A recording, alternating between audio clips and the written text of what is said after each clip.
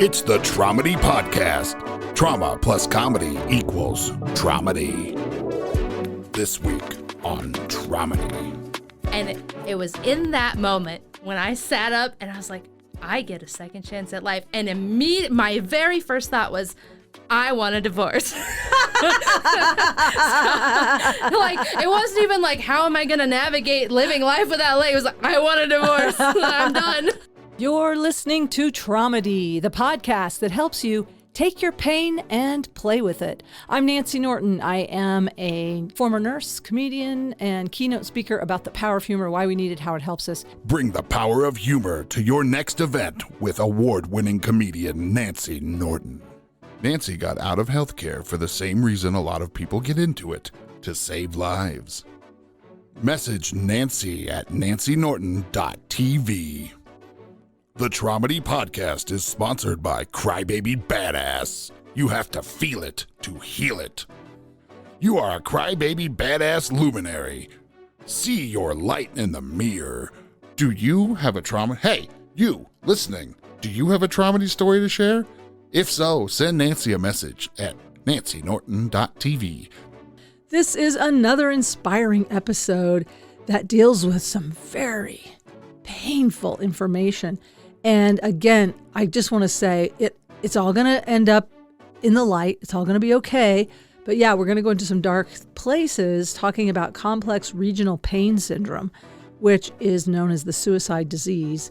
And our guest actually did attempt suicide. So this episode does deal with suicide, ideation, and we kind of joke about it. You know, we do. That's how we're coping with it. If that is a problem for you, this may not be a great episode for you.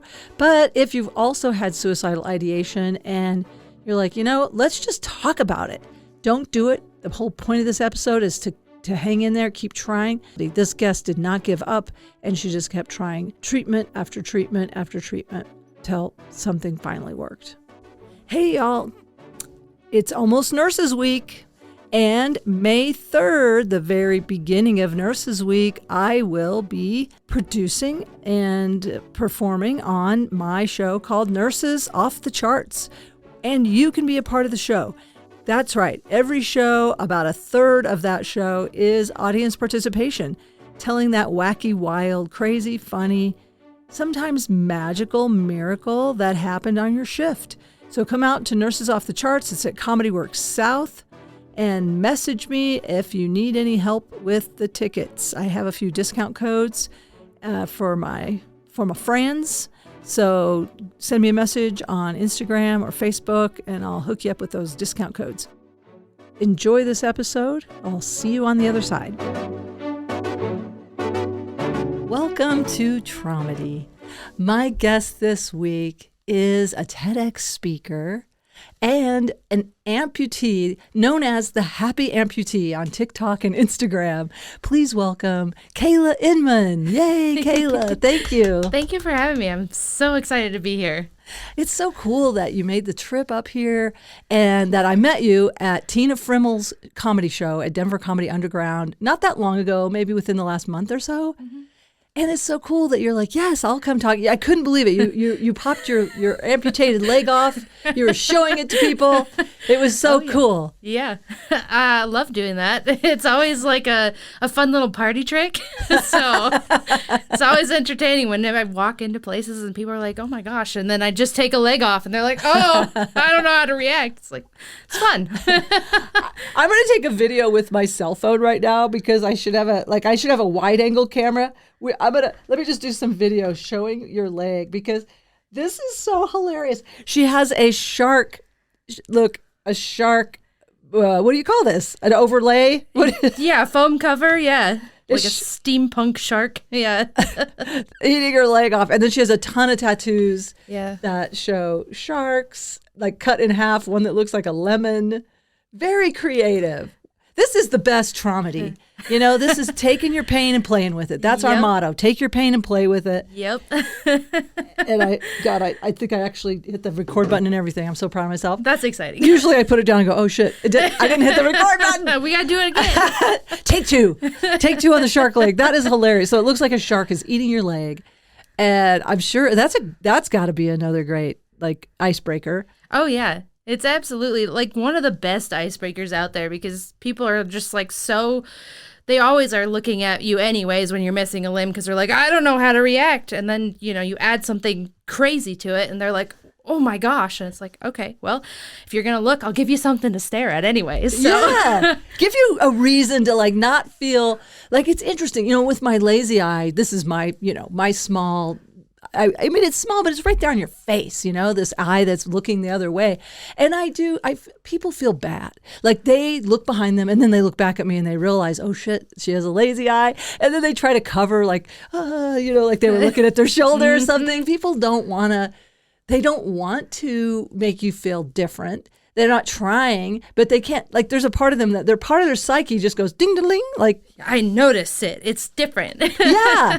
I had a guy shake my hand at a conference last weekend, and I said, hey, he was doing the fire, whatever. He was a vendor at this healthcare conference where they were doing fire extinguishers for assisted living homes, whatever. Anyway, he goes, hey, and I like, hey, Jake. And then he shakes his hand, and he's missing 3 of the 5 fingers. So it's mainly a thumb and a pinky. And I grabbed it, and I was like, okay, do I not acknowledge that you have a different hand? So I guess having the weird eye frees me up to say, oh, you have some unique features also. Yeah. Kind of like that. Like that gives me an excuse to say something. Yep. Oh, yeah. I mean, it's such what I found too is like, since becoming disabled, it was like, I all of a sudden have all these connections with people that I don't know because we share something different with like people out in the world, There's a bond. Yeah. I just got goosebumps. I just felt, I was just talking about Brian Weiss, who wrote Many Lives, Many Masters. He's an amazing Ivy League trained Western psychiatrist who started doing hypnotherapy on patients going into past lives. And he talks about, we've all lived through hundreds of past lives. And he said, in this lifetime, people that come in with a disability or maybe an acquired disability, just different. It's a different life. It's like something like, okay, you've done the typical, got married, had kids, or, the typical life. Yep. Now you're doing something different. And you were just saying Tina Frimmel, who has cerebral palsy, amazing comedian. And what were you saying about her? She has something. She's just so magnetic. Magnetic. And I notice her heart is just, it feels pure. Like there's not a bit of, so many of my comedian friends, I'm going to use myself included, a little cynical, some bitterness, some jadedness. I don't sense that from her. Yeah. At all. Like she truly loves meeting people. Like you feel it. Mm-hmm. Like it was interesting helping her with her line of merch sales and photographs because part of me felt like, gosh, I think I need to tell people to move on. Like we got a line. There's a line in another show. That's enough. But she doesn't have that energy of like I get anxious and think, move on. But no, she's like, as long as you want to stay and talk, just keep connecting. Oh, yeah. Wow. Yeah. I hope to have her on the podcast too. Thank you for being willing, like to, I meet you out there in the hallway where she was doing her merch sales and everything. And that you just had this, you have the same magnetism. You have it. That's why you see it in her. You have the same light. And you said when you became disabled, and we're going to go into your backstory, that something shifted. Yeah. In your soul. Oh, absolutely. Yeah. Yeah, it's one of those things that, I had this like awakening and like the moment I realized, like when I woke up from my amputation, it was like that I got a second chance at life feeling because I was like this close to dying. And I like that awakening of my soul was like, I met the higher being and he was like, you know what? You get to do this life over and like you may have a little bit of a hard time, but you're going to really enjoy this second chance. And I was like, oh my gosh, this is great. So did you have a near-death experience? Yes and no. Not, yeah. Where do we start? We should use this as a cliffhanger. Go to commercial. We have no commercials. Support Crybaby Badass. That's my merch from psychedelic therapy. Crybaby Badass. I need to get more psychedelic hoodies in therapy. stock because I usually give them to guests.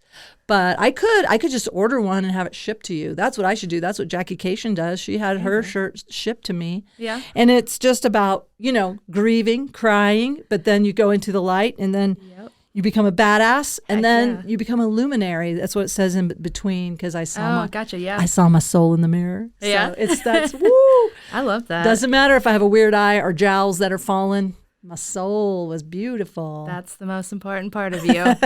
Well, let's go to that was our commercial. Meanwhile, cross town.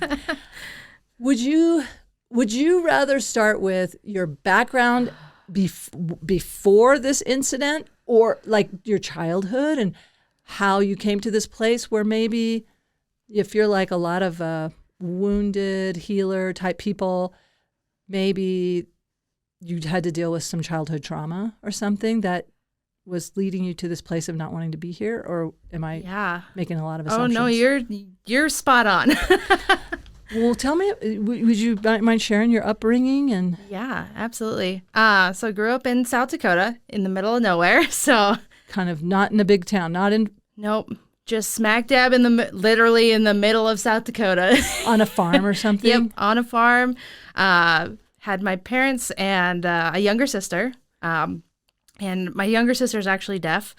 And so she was, this incredible human being I got to watch grow up with a disability. And she played like a dozen different instruments. And she's now an actual doctor and like practicing medicine. And she's an incredibly talented human being. So like I got to watch that growing up. And so that was, as the older sister, I was like, yes, I'm going to protect my younger sister from any bullies. But she did just fine because she was so incredible on her own. So She's a badass. yeah, she's a badass. That's amazing. Yeah. So she's obviously like, if we're going on that premise with Brian Weiss, like she came into this lifetime with this disability, but then all these gifts. Yes. That seemed to balance it or even overlight. I was going to say overshadow, but I guess overlight it. Yeah. Wow. So you saw what's possible. Like no disability is going to tell you what you can and cannot do. Yeah, exactly. And it was nice to see that. Now the family dynamics were a little bit different, I being the scapegoat, eldest daughter, and she being the golden child. It was a little bit that hurts, doesn't it? It's so bad. I identify as the scapegoat. Definitely, I know that feeling. And there's no, I still to this day, I have to let go of the fantasy that one day they're gonna see me. Yep. The real me. Yep. But that's okay. We see you. Yes. We see Everybody each other. else sees. Yeah, we see each other. Yep. So you didn't feel known, loved, and celebrated. Yep. I'm going to just succinctly say it. Yep. That's because that's been my thing. Like, I just want to feel known, loved, and celebrated, Yeah. wanted. Did you? I I just want my mom to like me, Yeah, love would be nice as well. Yeah. But you would settle for Yes. Just once. Just one day. Yeah, to look at you with curiosity and go, tell me about you. Yep. I'd love to know you. Yeah. There's never been that. Never. Wow. Not once. Isn't it wild how that happens in families? Like I guess they offload something, maybe a part of their internalized self-hate. Mm-hmm. That's the way I felt with my mom, that she didn't get that need met, and therefore, how dare I think I should get it met? And, she managed just fine with compartments and being stoic and and she was an amazing nurse, an amazing mom, and did all kinds of, the stuff she did with 5 kids, I'm not dusting, okay? Yeah. I'm not even doing that. So I think they transfer that onto us, right? That they buttoned everything down in these compartments, and you should too, and and you were like, it's not for me. Yeah. Nope. Yeah. So it's been a little rough. I'm currently in a no contact period. Okay. So been there for a while. I've had a few before this, but this is like the final one. And so I was like, you know what, this is where I found healing. And it's funny because I went no contact, and then now I have aunts and uncles that I haven't spoke to in years that came out of the woodworks that are like, I'm so glad you're back in our lives. And I'm like, oh, that's so amazing. Because like, I thought everybody hated me. And it's like, nope, just my mom. So. Oh, wow. That's lovely. So you got validation from extended family. Yeah. Oh, I'm so glad for you. Yeah. So your mom, you had to go no contact. So it was really rough growing up. And that's a pain. When our own mother, the one person who's supposed to love us the most, and we don't feel loved or wanted by them, it's excruciating. And we don't have words for it as a kid. You just feel like something's wrong with me. You don't know that it's about them at the time. You really internalize that, don't you? I mean, I shouldn't say don't you. I did. I did. I should speak in I statements. I did. I internalized that. Yeah. Oh, yeah. It's hard. It's so hard. And then as you grew up, did you leave home pretty early? Actually, my first period of no contact, I moved in with my high school boyfriend and his family. So like in high school, I did that my senior year. Good for you. You took care of yourself. It was, yeah. And his family understood. There's like, yeah, come live with us. Well, that's nice that his mom and dad were cool with you. So incredibly kind. And it was like the one like family that I saw that was like, wow, this is what I wanted. Yeah. You know? Oh, so you did get to see that. You'd get to model that. Yeah. The way they got along and the kindness. And oh, I'm so happy for you. So you lived with them through the last part of high school? Yeah, through then, and then once I moved away to college, and then so it was nice to just have that moment where it was like, okay, I can't do this anymore. And at the time I didn't realize what it was, and I was like, I can't be here anymore. I can't, like, my body is screaming to just like go away. Like I got to get out of here. And so I remember just like sitting in my car, and my dad walks up like, please just apologize to your mom. Like, I know she's just having a rough day. And I was like, I'm not going to get yelled at anymore for something I didn't do. And I just like drove away, and I was just like, I can't. So. Wow. Beautiful. Yeah. Good for you.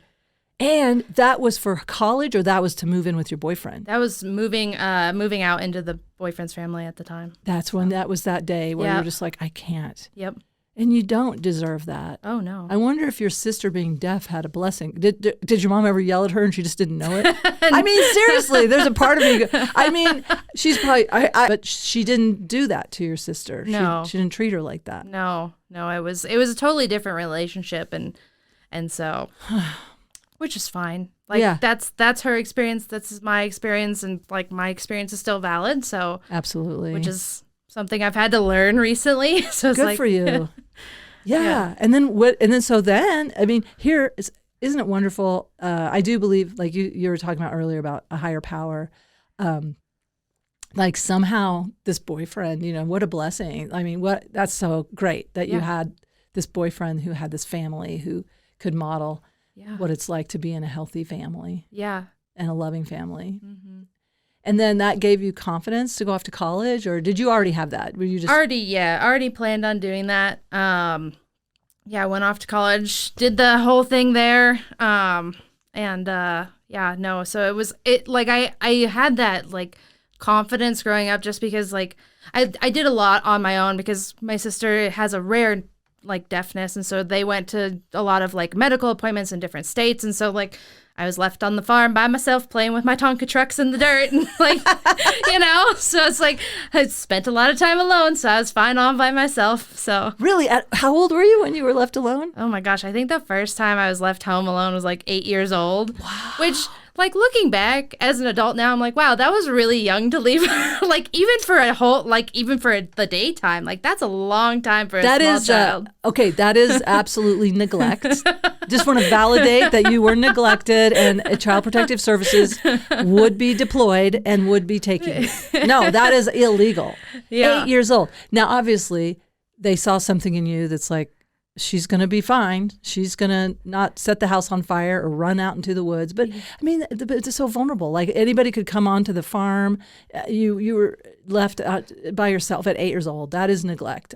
There's no way. And you know what? Sometimes we need these like markers. Like I have a few of these things that I have kept, that like a letter my mother wrote me. I don't need to go into all the details. It's just validating. Sometimes you need validation. Like I'm here to validate that you were neglected. That was not acceptable in any way. Yeah. So that's unarguable. Yeah. There. Yeah. And well, like as an adult, I'm like, I don't have my own kids, but it's like, man, that like looking back on those moments where I'm like, wow, this was not okay. Yeah. When you said Tonka trucks, I'm like, if she's played with Tonka trucks, no. I'm going to give it a no. That's not the time. Yep. So I just want to validate that. Thank you. And so you're not wrong. Okay. Yep. You can trust your experience. And so then, where were we? You went to college. Uh-huh. And what did you study? Did you? Anything? I studied biology. So it was at an engineering school. So, not the best choice, but that's okay. That's okay. And it was entertaining. I had a lot of good experiences, good life experiences. I had my eyes opened a lot because, I grew up very rural South Dakota. So it's very red state, very like you do what you're told. There's no queer community. There's no like people of color. Like there's nobody. And so like having that experience where it's like I show up and there's all these different people with all these different experiences, it was like, wow, this is really cool. Yeah. Isn't that something? I moved out of Springfield, Missouri to Honolulu with my ex-husband, and it was like going into all these different cultures, it was culture shock, but it was so, and different religions, and beliefs and everything. Oh man, isn't it cool that you have that big awakening? Yeah. That's another awakening right there. Oh, yeah. Yeah. So you got out of there. Yeah, because everybody's white, Christian, stoic, kind of farmer mentality. Mm-hmm. You don't matter. What matters is the work we get done. Mm-hmm. Oh, yeah. You got to wake up at 6 a.m., do your chores for 2 hours, go to school, get your sports done, come home, do more chores, do your homework. And it's like, okay, well, on Saturday, I want to sleep in till noon. Well, you can't do that because you'll get yelled at for being lazy. And it's like, I'm just burnt out. I'm tired. Like, yeah. let and me you're sleep. growing. Yeah. You're a growing teenager. I never understood why school started at 8 a.m. for teenagers. Ridiculous. Ridiculous. I like to bring that up at the meeting. First thing. So then you went to college, and then now you're doing well. Like, did you graduate with a biology degree, or what did you end up doing? Yeah, I ended up immediately going into work for wastewater. And so started, fascinating. Yeah, not the best career choice, Why not? There's a ton of wastewater. There is good job security, but being sick all the time because you were getting exposed to you're around this stuff, and like because we had like a smaller town, we had to work at the landfill too, so you're like in all these like hazardous areas, and like again, rural South Dakota doesn't really care about OSHA, so like you're not wearing these masks, and like that's where like the whole saga of losing my leg started too, is because I was told that the sidewalks at the facility were salted and sanded for the day. It was cold, it was winter, it was mid-January, and I walked out of a building and immediately rolled my foot on ice and like broke my foot in my steel-toed boots.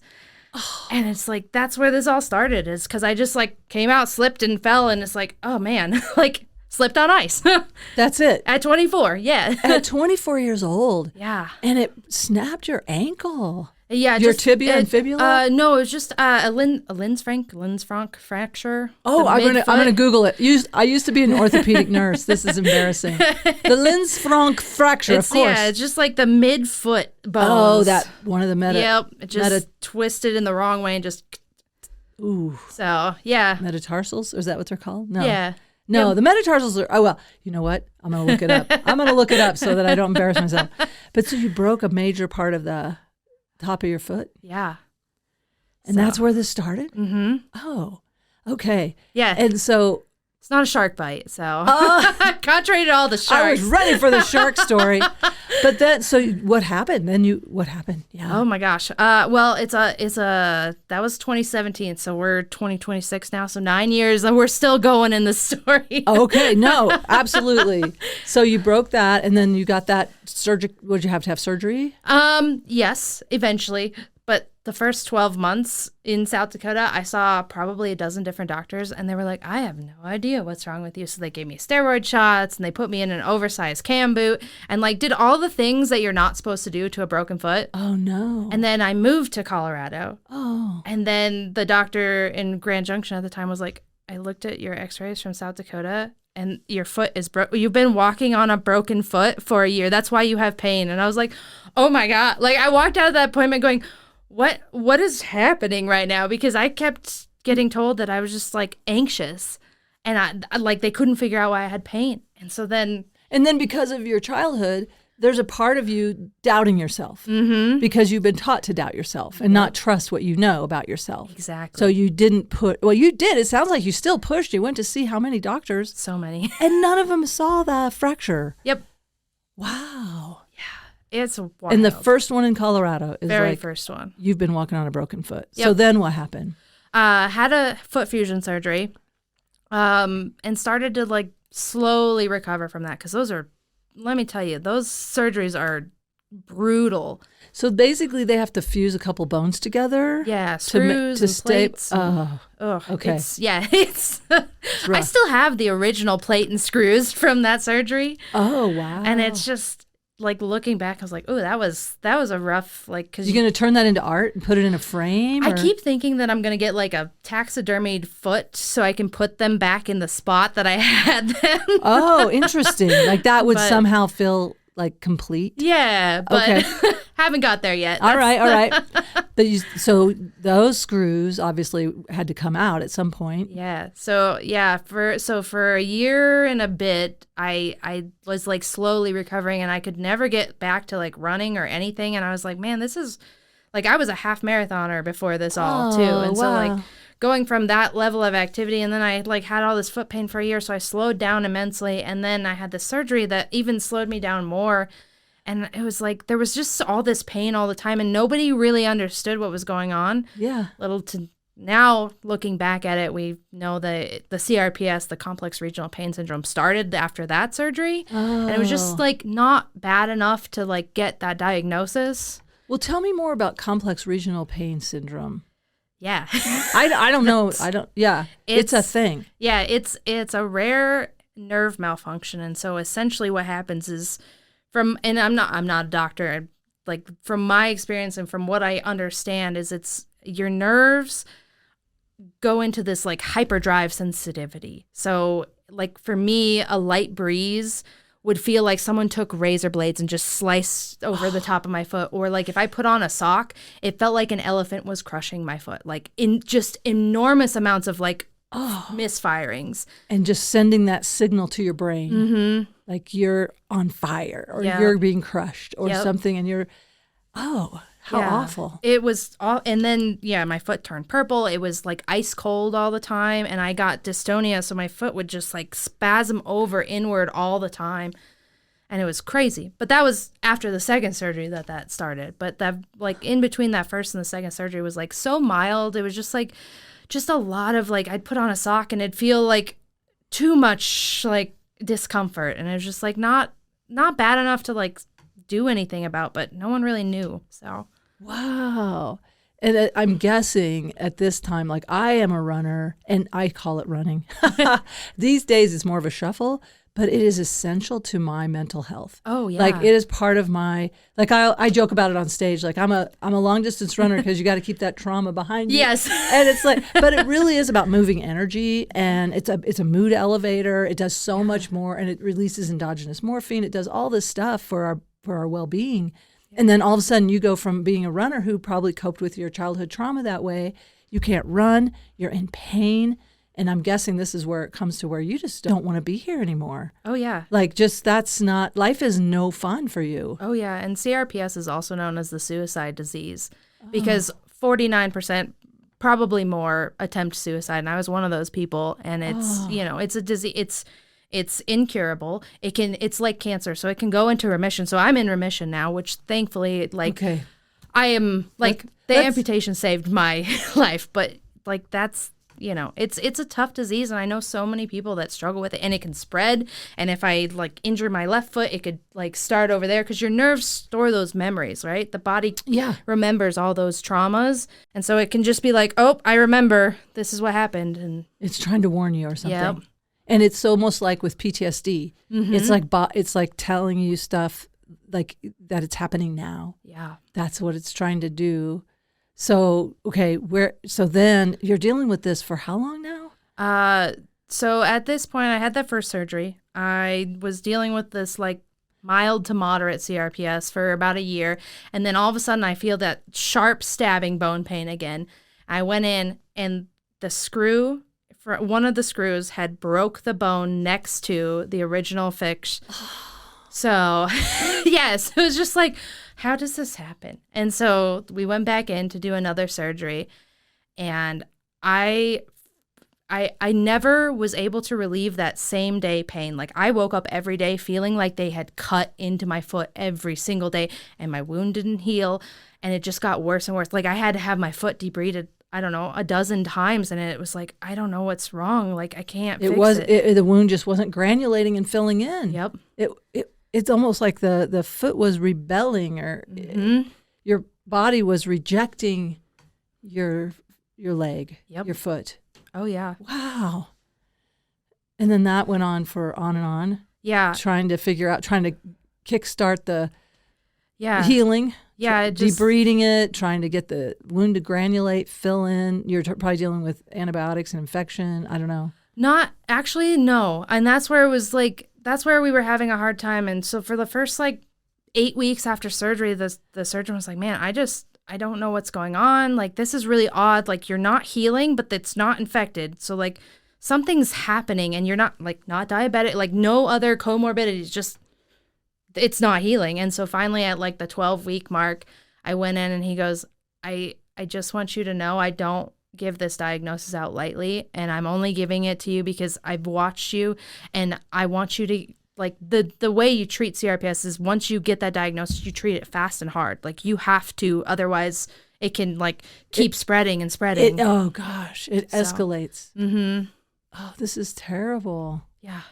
So what was he saying? So he gave you the diagnosis of and then what was the treatment? Immediately I got sent to a pain management specialist who was supposed to give me a spinal cord injection to like block the pain signals, which the very first one I got, the doctor botched. I ended up in the ER, and I couldn't use my entire leg for like 6 to 8 weeks. Like, I couldn't move it. It was like one of the most traumatic experiences. All of this while having an abusive ex-husband. And so, oh no, like, so you were married at this time? At this time, yeah. So it's not the same boyfriend. No. That one, as soon as I went to college, that one ended. So, but then you ended up with somebody, like you and I both were talking about that before in the kitchen, where we were saying like, yep, I've had one of the, where we keep excusing their behavior because we had a parent that, was cold or abusive, and you're like, oh, this is what life's like, right? I can handle it. Normal. Or there's part of us that just feels like we can handle it. Yeah. Like, I don't know. Or we don't deserve it. Like, my thing was like, I don't deserve anything better. Oh no. And it was like one of those moments where, like, especially in that particular case, is when that was the first time I realized that he was actually abusive, was because I called him in absolute panic attack, crying, and I was like, I have to go to the ER. Like, I can't walk, I can't do anything. I'm in like the worst pain I have ever felt in my life. And he just was stone cold and goes, well, I get off at 10, so I guess I can take you then. And that was his words to me. And I immediately was like, I feel like I'm dying, and you're like, I can't take you now. Like, I was like, this is an emergency. This is crisis. He is not attuned with you at all. Yeah. I get off at 10. I guess I could take you then. Yep. And it was just like, and you this is after this injection that caused you to like lose the use of your whole right leg, and oh my gosh. And it was horrible. So how did you get to did you call an ambulance or something, or? No, I hung up the phone, and I sat there in this panic attack for a while. My dogs are there in the house with me, and I'm just like, I can't walk. I can't do anything. And I texted him. I said, I'm calling an ambulance now. And he immediately was like, "Ugh, I'm coming home to get you. I can't afford an ambulance ride." And so like 2 hours later, he shows up at the house. Oh my gosh. Oh, and he drove me to the, and mind you, this is peak beginning of COVID. So December of 2019, I got my diagnosis. And then mid-February when this all started when COVID started is when I went in for this injection. And so he drops me off at this like more rural ER because he's like, well, there'll be less COVID cases there. And like just dropped me off and just like was peeled out. Yeah. And I was like, I went in there and I couldn't explain anything to the doctors because I still didn't know what was going on. And I was like, and they were like, here's some like pain medicine. I don't know what else to do because we can't do anything for you because it's just pain.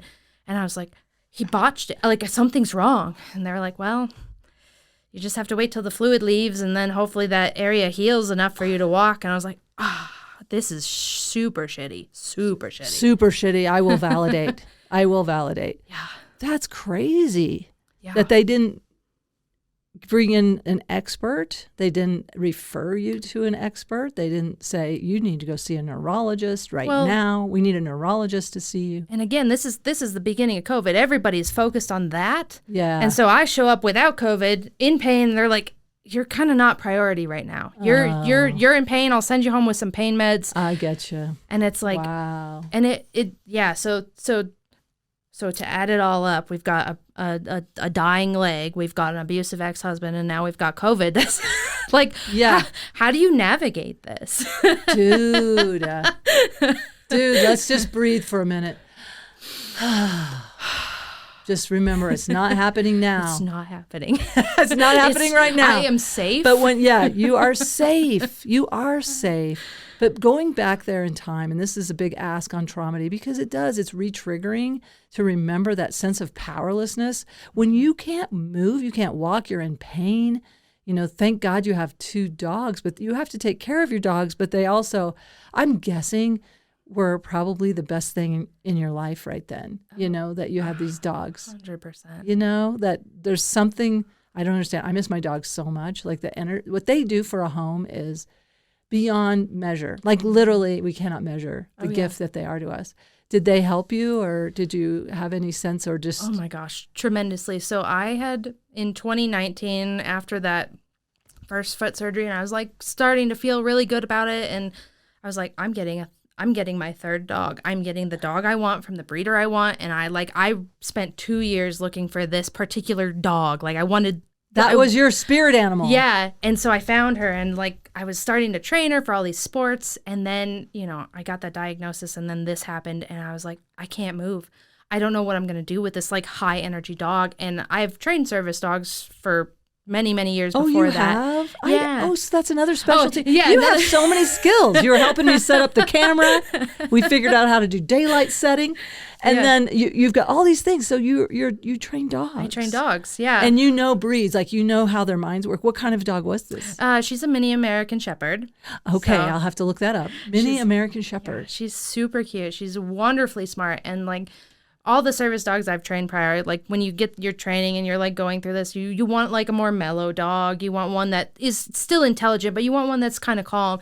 And here I have this dog that is just like, we play fetch for 6 hours a day. We've been doing all this. She's got to have a job. Yeah. And she needs a job. Yep. And so what is an American Shepherd versus a German Shepherd? It's like a mini Aussie, essentially. I feel like there's a joke in there somewhere. We ask the questions. But so a little Aussie, like they love herd. They're a herding. Mm-hmm. I mean, shepherd. I guess that's where the herd comes in. So they're a herding dog, and you just okay. But so. You're there, you are, and you've got, how am I going to keep this dog from going? You're both needing to keep busy. Yeah. Like you're that kind of person. Like you need a job. You like to feel purposeful. Mm-hmm. And so you can't move, she can't. What are you doing? I started training her for service dog work. And it was so incredible because here I was like, oh my gosh, I have this high energy dog. I don't know if she's going to like be a good service dog. Like I'm going to give her tasks to do. And like nowadays she knows over 100 different commands. She can bring me. She's still with you. Oh, she's still with me. Yeah, she's. What's her name? Virga. Virga? Yeah. Is she a Virgo? She is not. What is Virga? Virga is a weather phenomenon where rain evaporates before it hits the ground. Oh. And it happens a lot in Grand Junction because it's a deserty climate. But also, she didn't touch the ground for the first 6 months of her life because she was just bouncing all over the place. That's beautiful. She's like a hovercraft. Yep. Yeah. I nicknamed. Like to take a photo of her, you'll rarely see all the legs on the ground. Oh yeah, yeah. My joke is her middle name is Jumping Bean because she did just jump. So you trained her. So you're like, okay, I'm gonna give her tasks. I'm gonna teach her. Now, what did you say? How many tasks does she do? Over 100 different commands. And like one of my favorites is the retrieval of objects. So she can distinguish 5 different types of shoes I have. So like my tennis shoes versus my sandals versus my boots versus like if I say shoe, it's a different type of tennis shoe. And like she can like bring me certain kinds and like she does that. She knows the difference between my socks for my feet versus the socks that I need for my prosthetic. And so she can do that. Every once in a while, I have made her like bring me my leg, but it's a little heavy, so it's hard to like watch her struggle. And I'm like, I just can't today. I need your help. That's for a good Yeah. That'd be a good on TikTok. Yeah. Like, when you see those dogs going down the beach with that giant log, like Yes. you're like, how are they carrying that? And then your dog's prancing along. I got it. I got a leg in my mouth. Yeah. That's fantastic. So someday she'll drag that over to you. Yep. Yeah. I bet she doesn't mind. She probably likes a challenge. She absolutely adores it. And like, I mean, the way they like to play tug of war, you've seen dogs. They don't. She doesn't mind dragging that heavy leg over. Are you kidding me? I bet she really is like, come on, send me for the leg. Oh yeah. And that's what in the mornings too. I'll sit on my chair by the front door, and I'm like, oh, I forgot my shoes in the bedroom. Can you go get my shoes in the bed? Like at this point, I'm lazy, and so I'm just like, go get my shoes. Well, lazy, but you were just showing me when you sat down this mechanism of your what do you call it? Your prosthesis. I know what it's called. Your prosthesis has a vacuum thing. It's got like some settings on it. It's not just as easy as just jumping up and running to get something. You've got to. Because you have to loosen it because it's pulling a vacuum when you're walking. Mm-hmm. So it's yeah. I mean, you're not lazy. Not lazy. You're not lazy. Right. You're right. I'm not lazy.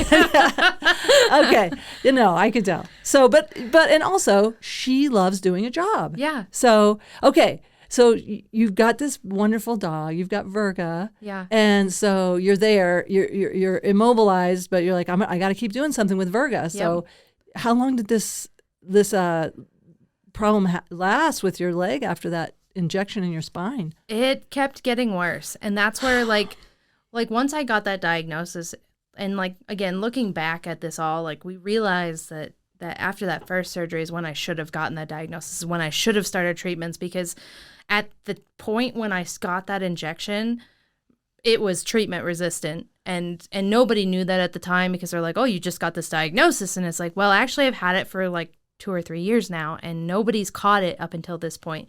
And so now it's too far gone. And so I did the injection, and it got botched. So they shipped me to another pain management in Vail. And so now I've got to drive 2.5 hours to Vail. Mind you, this is also, not only is it COVID, there's all that big fire up in Glenwood. So there was the landslide. So you had to drive up to Craig and then come down. Gosh. So it was like 4.5 hours sometimes. And it was like so much more stress. And my ex-husband was like, I'm not taking off work, so you have to take yourself. And I was like, I don't know what to do. This is outrageous. Like, I can't. What is your right leg? That is, I mean, Yeah. you can't, how are you working the gas and everything? Throwing my left leg over, damaging my hip. Seriously? Yeah. You're having to do crisscross? Yep. Oh yeah. I couldn't move my leg. I couldn't move my foot. And like, even if I tried to drive, once the function came back, it was like I couldn't touch the pedal because even that little pressure, like I had expandable sandals that I would rip off in the car, and like I couldn't do anything. And so I can't wait for the part of the story when you leave this husband. It's Can the I best just tell? part. I just want to tell you. I'm like, I can't wait for the part where you leave that motherfucker. right. Oh no, it was, let me tell you. So that summer, I ended up calling my parents because I was like, I have already attempted suicide. I am so depressed and I can't function because it is a 24/7 pain. And like, no matter what I did, it got worse and worse and worse. And like the 8 out of 10 pain I started with then became a 2 out of 10 pain. And so I was just experiencing exponential pain. And it was just horrendous. And so my dad came down. I had to have a spinal cord stimulator placed in my back. And I was like... And so that's just a constant, like, interruption of the signal? Yeah, they put these, like, big lead wires up into your spinal column.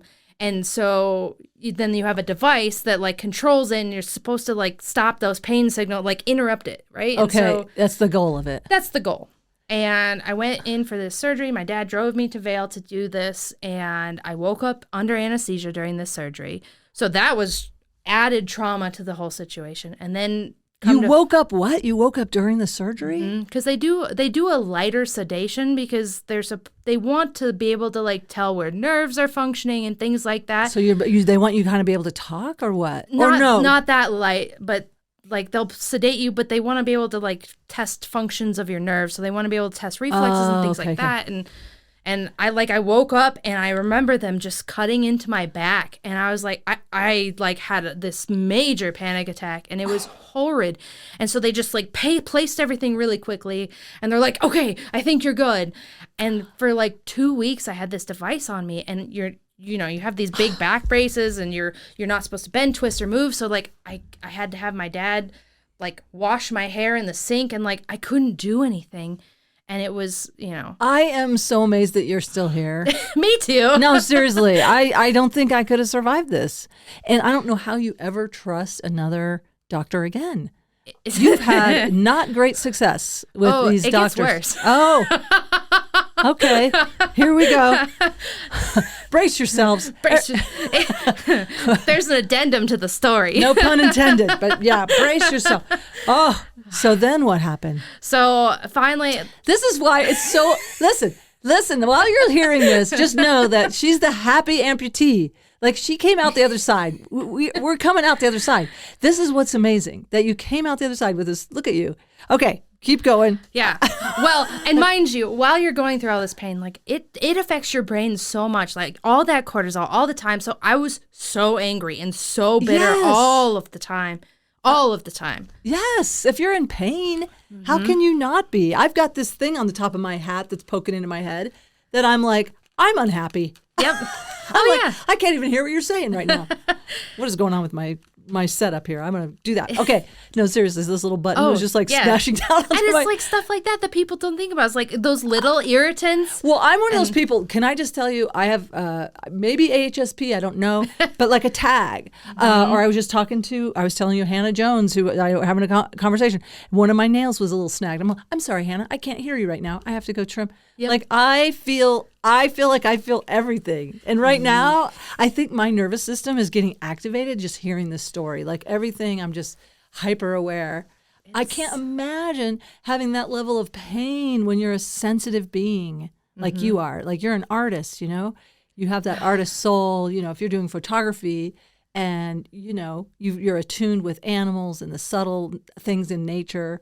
And then you've got this outrageous activation and irritation and pain. I'm so sorry you went through that. Thank you. Yeah, it was a lot. I just can't believe you're here. I honestly am amazed. I don't know how you did it. I don't either half the time. But one thing I have learned is that the resiliency of like people that go through these traumas is a skill. It's not something people are inherently born with. It is something you have to practice. And that was one thing that was really hard for me to practice. And one of the things that I came up with like during this whole thing is a gratitude jar. Because I hate journaling. Like I love like typing and writing out stories and like things like that. And I love like being able to type really fast. I have terrible handwriting, so I hate looking at my handwriting when I journal. Okay. So I created this gratitude jar where I take little tiny slips of paper and I write the date on it and I write 3 things I'm grateful for. And I crumpled it up, threw it in this jar. And when I had a really crappy day, you pull them out and you just look and you're like, okay, I have a reason. I have some reason to live. Yep. I have a reason to live. Yep. Oh my God. That's a great thing to tell people. Oh, I yeah. love that idea. I have heard, gratitude. I like to say gratitude is the new happiness, but I need to remember this. I need to remember this because when we get overwhelmed, and I mean, you're just amazing me that you went through all of this. And then okay, keep going. We're not even there yet. I needed a break. I needed to take a break. I needed to hear about the gratitude jar. I mean, imagine, I'm just hearing this. This is vicarious trauma because, when we empathize with people, we experience the vicarious trauma, even though it's nothing like what you went through. But even just this nth of it, I'm like, I need a break from this because it's so here you are. You can't leave your body. You can't leave the story. You're doing the gratitude journal. Then what happened? I got to not journal, gratitude jar. Sorry. Oh, you're correction. Good. Correction. So then that you said it got worse. Yeah, it got so much worse. That's what after I got the stimulator removed, because like 2 weeks I had it in me and it did absolutely nothing, and my pain got worse and worse. Because they just shoved it in there in a panic. Why didn't they? Instead of that, they should have given you more anesthesia. They could have done 1,000 other things. They could have just backed out of the surgery and said, we're going to try again later. They could have done so many other things. But at that point, I had tried every treatment known to man that was available to me. Not only that, but I tried witchcraft because I was like, nothing else is working. I was smoking cannabis every day. I was trying like anything that I could think of. Yeah. Got big into crystals. I have crystals everywhere because I'm like, well, something works. So. Well, tried everything. Everything. And so they took it out? They took it out, and the pain got so much worse that I wasn't sleeping. I wasn't eating. I lost 30 pounds in a month. I was hallucinating because psychosis, because sleep-deprived psychosis. Yep. And I called up a surgeon in Denver, and because there was the wildfire going on, and I had to fly over. So I flew over to Denver by myself because, again, my ex-husband was like, well, fuck you. I'm not doing this. Can't wait till we leave that guy. Great. The best part we are leaving him. We are leaving you.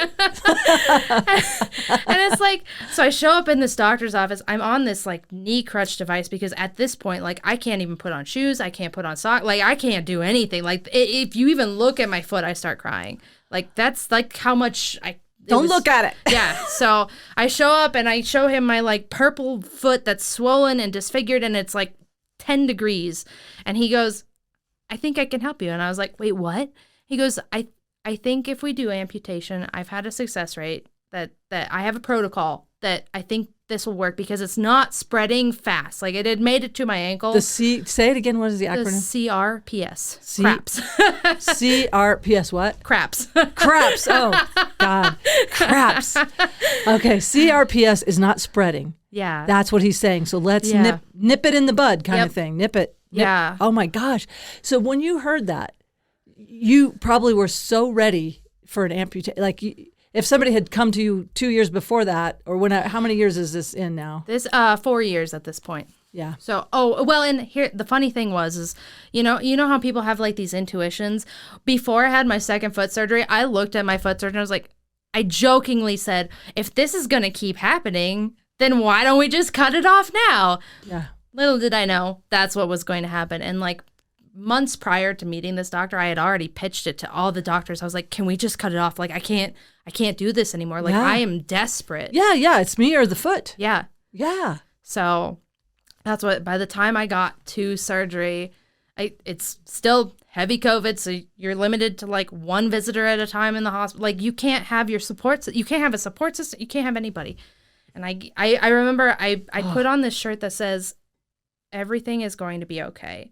And like, I walked into this operating room and I was like on my knee crutch and I was just, I felt this like sense of like, it was either death or a second chance. Like those were my options. Like I felt like I was dying. And I to this day, I still feel like that feeling was death. Just being like, hey friend, you want to join me? Yeah. And I went in and I was like, okay, it's one or the other. I'm accepting either option. And whatever happens is what happens. You were exhausted. Yeah. You had exhausted all options. Yep. Yeah. It was clear. You had clarity, you know, and I get that. I understand that sense of peace that comes with that kind of clarity. It's like it's something, this is going to be a new beginning or this is going to be the end, one or the other, because this can't go on. Yeah. I mean, that level of pain and lack of sleep, and then that asshole husband. I'm so sorry. He was so awful. And it's, you know, and that's what, like, going into that, like, I had like such a moment of like peace going into that surgery of like, either option, it's going to be good either way. Like, it's either going to relieve my pain in either direction. So one way or the other, I'm waking up with this, like, and if it doesn't, and that's what I kept telling myself, if I wake up and the pain is still there, my plan was to just like go find a desolate island, go drink a bunch of margaritas on the beach and just expire in a sunset, because I knew I couldn't survive any longer. Like, I knew I had like less than a month or two to live, because I just was so, like, it just was destroying me. I believe you. I get that. And I like your vision. Bunch of margaritas on the beach. Yeah. I like it. Just out in the sun. Yep. Just merging with the sand. Yep. My vision is sometimes I like to let's talk about suicidal ideation.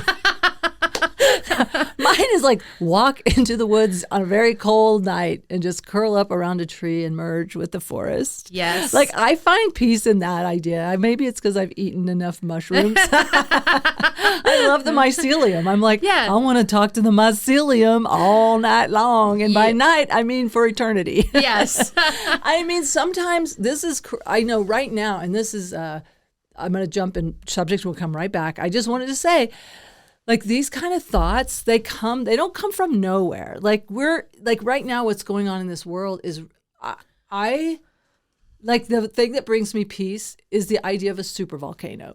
I'm like, you know, a supervolcano is a very equalizing force. And at that point, it doesn't matter if you're MAGA or you're, total, like, I'm Green Party. I'm so far over to the other side. I'm just saying, it doesn't matter. There's an equalizing force. It's the supervolcano. Yep. And at that point, you know, will it matter that I accidentally used a baggie instead of a reusable? I don't know. You know, it's just, I get overwhelmed. I actually get overwhelmed. And then the supervolcano, I go, it's okay. And I know that's a different shirt maybe, but it's like, it's all going to be okay. Like, in the big, big picture. Yes. Let's all relax. Just take one step back. But what would be a better, like, how else could I get to, like, sometimes when I meditate, I feel I like to meditate with what I call all that is love. And I feel so different than a supervolcano. It is, but I love Mother Earth getting the final word. Yeah. I kind of like that. But I also love this idea of like, well, I do believe we're all one. And I do believe that at our core being, we are beautiful beings of love and light. And we will return to that. And that gives me a lot of peace, whether it's through a supervolcano or not. But anyway, all right. I may cut this part out. But I thank you for indulging me for a second. But so you got that shirt. I love, these are good traumedy moments too, of just like, and I don't know if that's traumedy, but what it is like taking that powerlessness and turning it into a sense of empowerment of like, you know what, I can reframe this and I can be okay with it. And I can find a peaceful way if I do need to move on out of this horrible pain. I'm going to do it my way. I'm going to go to a beautiful beach. I love that you pictured that too. Oh, yeah. Because that's what, after. That maybe in a weird way, suicidal ideation kept you alive. And I think a lot of it did, because it's like after my first attempt, I was like, you know what? Obviously, I'm meant to be here. Obviously, the higher power is telling me, like, not today. Your time will come, but it's not today. Yeah. And so I was like, okay, well, here's my plan. Here's my compromise to you. If you're going to take my life, then this is how I want to go out. So. Yeah. Let's make a deal. Yeah. No, but I really, that just kind of hit me. Sometimes people, we are self-medicating in all kinds of ways, and I think that suicidal ideation can be a form of self-medication. Oh, yeah. Yeah. Just to say, okay, listen, because that sense of powerlessness, like if you don't, I know when I had some suicidal ideation, I had a toddler and I'm like, I can't kill myself. I can't even take a nap. Yeah. And it really did kind of scare me. Like, I can't even kill myself right now. Shit. Yeah. Right? I'm not kidding you. Like that was more emotional pain. It wasn't physical, but it was emotional, which is also bad, but nothing like what you went through. Okay. So here you are. You're going under anesthesia. Yeah. You're going to go have this amputation. You have surrendered your leg. Mm-hmm. And there's a lot of surrender in that, isn't there? Like this sense of surrender. Yeah. And I did see a Reiki master through all this too. And right before I had this, that's what she did this ceremony with me where we pushed all of the negative energy in my body down into that foot. And she like surgically, energetically tied all of it down in there. And she's like, okay, it's all down in there. So as soon as you get this cut off, she's like, I know. And she said it with such confidence that I was like, there's no way I'm going to die on that table, whatever.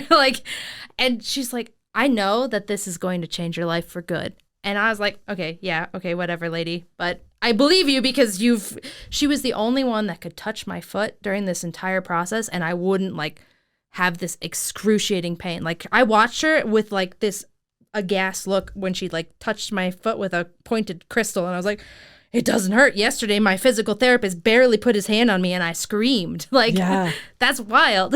I'm feeling all kinds of tingling in my hands. And I've not studied Reiki, but I have kind of an intuitive energy around it. And I just want to thank your foot for taking that on. Yeah. Like your foot gave itself for you to live. Like I know that sounds odd to people, but like that was. And it did. And it did. It did. And that's what we talked about. Is like it served its purpose for me. And sometimes we have to let those things go because that's how we can serve a higher purpose in life. Yeah. And so the surgery went well?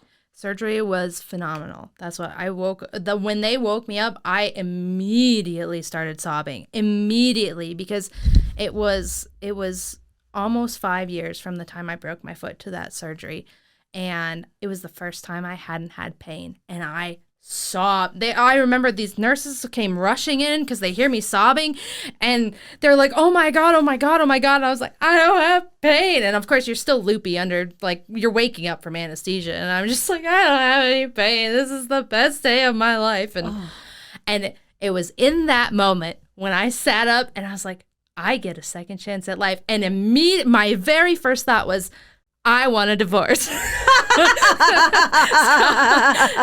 it wasn't even like, how am I going to navigate living life without leg? It was like, I want a divorce. I'm done.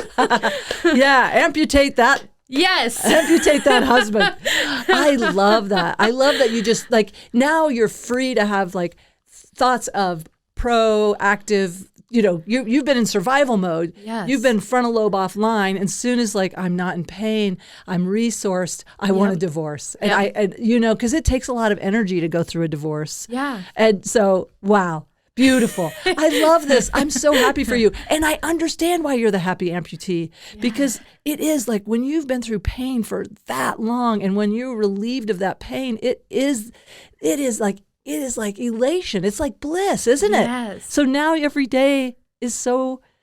I'm grateful to be alive. Like your gratitude jar must be really big now. It's full, and I will admit I stopped filling it out sometimes just because I'm like, yeah, whatever. I've practiced long enough now where I'm like, you know what? I wake up, and even if it's a really shitty day, you're like, I'm grateful. I get to experience a shitty day today. Oh God, your life will never. Oh my gosh, thank you.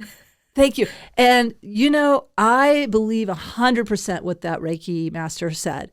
Like that, all of that energy, you don't need that again. And I don't think your body needs it again. And I know you maybe humbly say remission.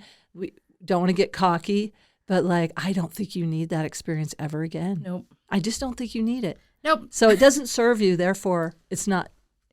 And I don't understand, people who may be dealing with that right now saying, F you, Nancy, I don't need it either. Like, I don't know. I don't understand it. And I apologize to anyone who's dealing with that. And that might sound trite, but I'm just saying for you, I just want to continue that clarity that you do not need that experience. Yeah. No, it was, I, of all the things you wish upon your worst enemies, I would never wish that disease on anyone. Like, again, it's called the suicide disease. Like, it's serious. Like, so I would say, do you want to recommend anyone dealing with that to get Reiki? What were the best things? Is your TEDx about this, or is it about your amputation, or it's mostly about the resiliency of going through, like, the title is When Life Gives You Lemons, Sacrifice Your Limb. Oh yeah, okay. Yeah. And I love that you have that lemon shark on your arm. That's amazing. We'll take some photos of that, and I'll put that in the here for the video for people who want to look for the video on Spotify instead of the audio. But man, so when life gives you lemons, sacrifice your limb. Sacrifice your limb. Yeah. And so, but for you, I know you used all kinds of modalities, and I do know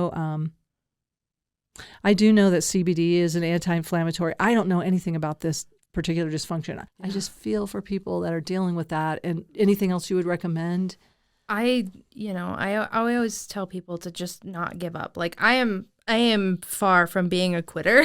Okay. And that I feel like I'm the person over here going, I would just go into the woods, curl up around. Don't listen to me. Listen to resilience over here. Yeah,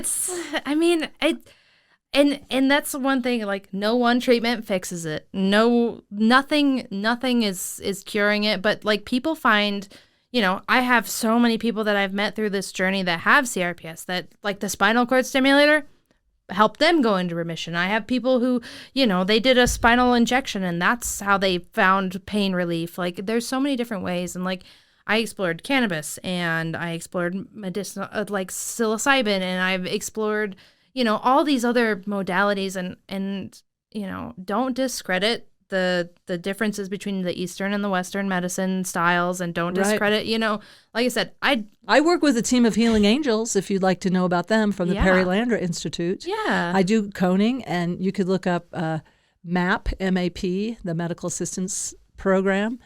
And I mean, I do work with a team of healing angels, so I will recommend them. Yeah. I mean, everything. Yeah. Just don't give up. Yeah, keep trying till you find something. Yeah. Till you get some relief. And there's something. There's got to be something. And you just kept going, and you made it to the other side. Yeah. And then you said, like, there was an awakening. Yeah. Yeah. It's such a powerful thing to, like, feel like you're on death's door, and then to get the second chance. And I was like, I'm quitting my toxic work environment. I'm starting an entirely different career. I'm divorcing this man who has been abusive for years, and I didn't have the strength. Like, I was fighting for my life, so I was like, I can't fight against him right now. Like, I have to just fight this. And so I was like, okay, I'm changing that. I'm changing this. Like, I'm going to do this all on my own, because that's where I was at. Because when I also went through this, like, when I told my family and everybody that I was going through this amputation, it was like, well, you're making the worst decision of your life. And so, like, I lost what I felt like at the time. Was like, I felt like I lost support, but what I was gaining was, like, all this clarity of, like, those people don't really care about what my life is. They want me to do what they want. Yeah. They don't trust that you know yourself best. Yep. And you do. And now, so the divorce is done. Divorce is done. You are free. So free. That feels so good. So and you got the dogs in the custody. I did. Yes. And you got these beautiful dogs. You've got you're free. Yeah. You're independent. Yep. You're moving around. You're going to comedy shows. Yeah. You're shining your light. Yeah. And you're writing a memoir. Yep. One day, maybe in 2087, I'll publish it, I'm the same way. I know. I'm trying to find, we need like a network of accountability buddies. Like, Can we all just, like, double dare each other to write them? I just feel like, I think it's healing, whether people read it or not. I think there's something so healing in just writing it, know? 100%. So, where have we left you? Is there what do you want to share with people? So that the amputation. This is my 5th year. This September will be my 5th ampuversary. Oh, ampuversary! Yeah, happy ampuversary. Let's sing it. Happy ampuversary. Happy ampuversary. Happy ampuversary. Happy anniversary. Okay, that was hard. Yes, it's a tongue twister. It's a tongue twister when I vanish. Yes. That's so cool that you celebrate that. Oh, yeah. The freedom. And also let's give thanks to your foot every year. Do you thank your foot for taking the burden, and taking the pain and I guess it was incinerated. Yes. Yeah. And so it's at a higher frequency. Yep. Maybe your foot is one of your guardian angels. Could be. You could have a foot on your shoulder. I could, A happy foot. Happy now foot. it is free. Well, I'm so grateful. I'm so grateful that you got this whole new life and that you made it through. Yeah. And not only just made it through, but I mean, look, you're the happy amputee. So thanks for taking all this time. Yeah, absolutely. Find Kayla Inman on Instagram and TikTok, the Happy Amputee. The Happy Amputee, all one word. Yeah. And we'll see you out there, maybe doing a TEDx or running another half marathon, playing volleyball, doing something crazy. You never know. Are you running with this? Not yet. I'm still only 16 weeks post-op from my most recent surgery. Oh, you had to have a revamp of the amp? Yeah. The whole last year and a half was a journey too. Oh, okay. Wow. Well, we'll do that next time. Yeah. Okay. Well, thanks, Kayla. Absolutely. Thanks for having me. I appreciate it. Appreciate you. I want to thank my guest, Kayla Inman. You can find her on all the socials at the Happy Amputee. And watch for her TEDx talk, When Life Gives You Lemons, Sacrifice Your Limb. I want to thank this sweet little dog that has come to live with us. My goodness, little Mushu is in this bed right next to me in his little bed in a chair. And he has come to our house to bring joy and present moment. And he wants a belly rub right now. Mushu. Oh, gosh, what a difference it makes to have an animal companion in the house. Wow. I want to thank my son for taking care of him while I was in Sonoma, California. And then I got to see the redwoods. Oh, my gosh. I got to say, that just puts everything in perspective to go see a 1,400-year-old tree. Amazing. And so remember, don't give up. Keep trying and get the gratitude jar. And remember, no matter what, keep laughing.